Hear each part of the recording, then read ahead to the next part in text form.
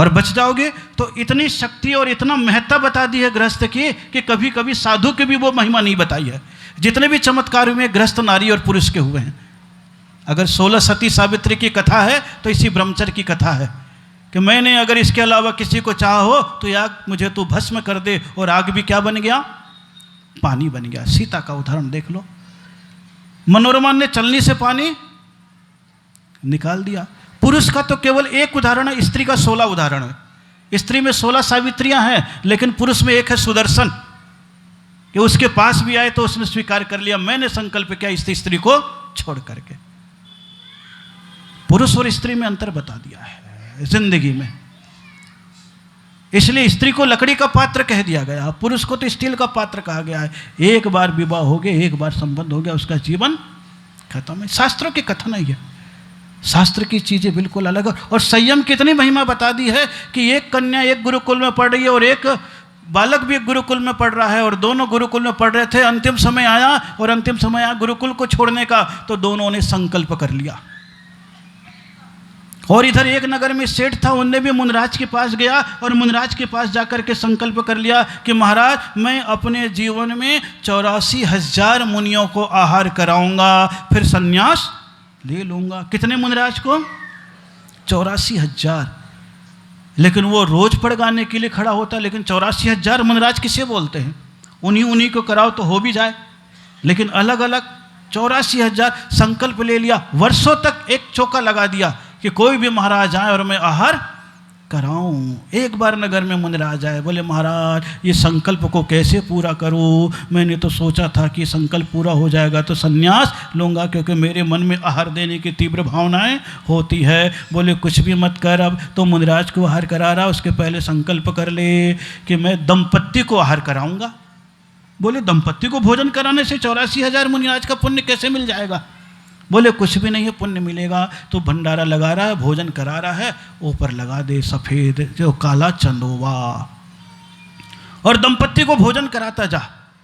जिस दिन दंपत्ति को भोजन कराते वक्त तुम्हारा चंदेवा काला का सफ़ेद हो जाए, समझ लेना तुम्हारे 84,000 मुनियों के आहार का संकल्प पूरा हो गया।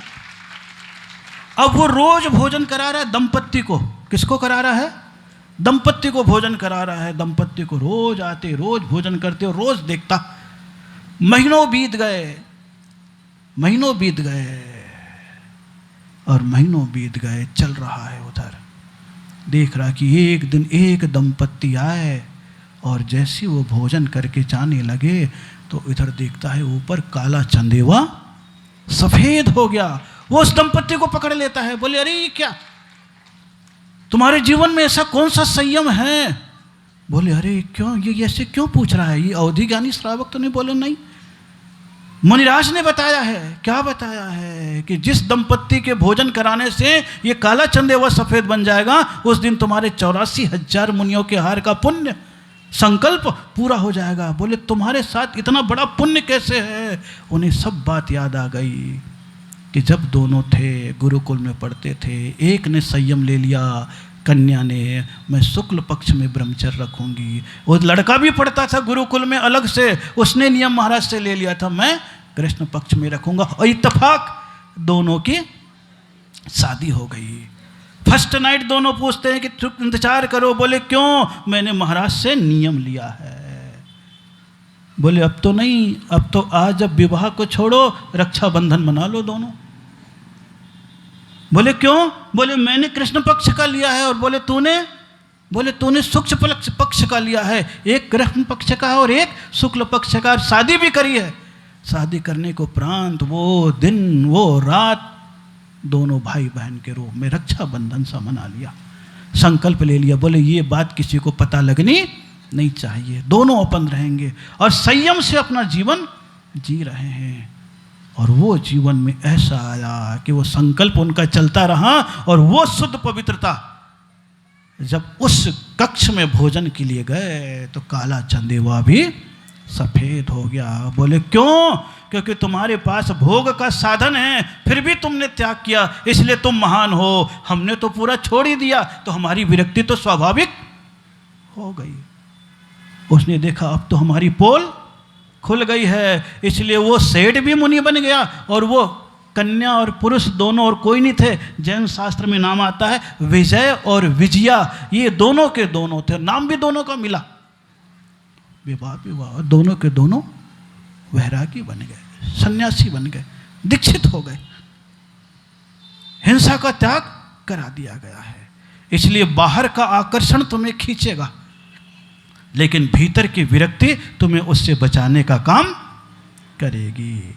इसलिए सोचो, हे प्रभु जिंदगी मिली है, मेरे अब्रह्म के सेवन से पंचेंद्रीय मनुष्य की भी हत्या न हो, ऐसा हम संकल्प करेंगे। मेरे अब्रह्म से 80 लाख करोड़ जीवों की हिंसा भी न हो, इसलिए भी हम संयम स्वीकार करेंगे। उम्र तुम्हारी गुजरती चली जाए तो अपने आप में ही त्याग और संयम का नियम बिना कहे ही भगवान के सामने लो या सत्संग के सामने लो या अपने मन से लो, उसका त्याग तो कर देना ही तुम्हारा जीवन है। अन्यथा पूजा भी चलती चली जाएगी और तुम्हारा पाप भी बढ़ता चला जाएगा, खान पान का त्याग भी होता चला जाएगा। बोले हम आलू नहीं खा रहे, प्याज नहीं खा रहे, फिर भी अब ब्रह्म सेवन भी चलता चला जाएगा। और वो चलता चला गया तो महावीर कहते हैं तुम्हारे पास जो तुम्हारा धर्म है वो धर्म भी विदा होता चला जाएगा। और आज पहले तीर्थंकर ऐसे हुए जिन्होंने बाल ब्रह्मचारी पद स्वीकार किया। 12वें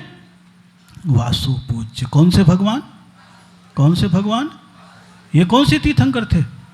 वासु पूज्य मलिनी में पारस वीर अति, नमो मन वच तन धरि प्रेम पांचों। 24 तीर्थंकर 5 बाल्य थे कि महिमा विशेष बता दी। शादी के लिए मना नहीं किया, आदिनाथ ने भी 2 शादी करी है, लेकिन केंद्रित संयम। विवाह बुरा नहीं है, विवाह अगर संसार में नहीं होगा तो सन्यासी भी कहां से आएंगे और भगवान भी कहां से आएंगे, वो भी मना नहीं किया है, ये भी विशेषता है। लेकिन विवाह के साथ संकल्प बांध दिया। 7 चक्कर लगाते हो ना, कितने चक्कर में स्त्री आगे रहती है? कितने में रहती है? 6 में रहती है। और 1 में कौन आगे रहता है? पुरुष आगे रहती है। तो वो तो शादी के समय कह देते, देख बेटा 6वें नरक तक तो मैं तेरा साथ दूंगी, 7वें नरक में तू ही आगे जा, मैं तो पीछे हूं।